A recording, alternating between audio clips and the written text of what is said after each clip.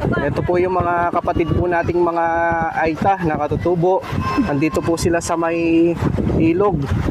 Naglalaba. Hello po ate! Hello. Kumusta po? Mabuti naman po. Dito po kayo naglalaba? Oo.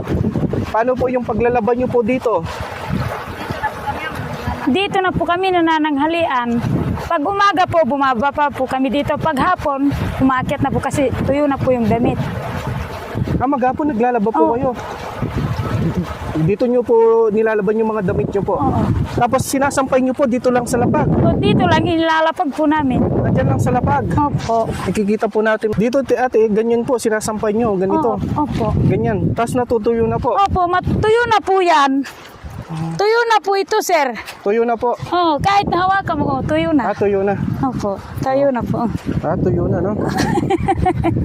Parang naka-dryer din siya. Opo. Ito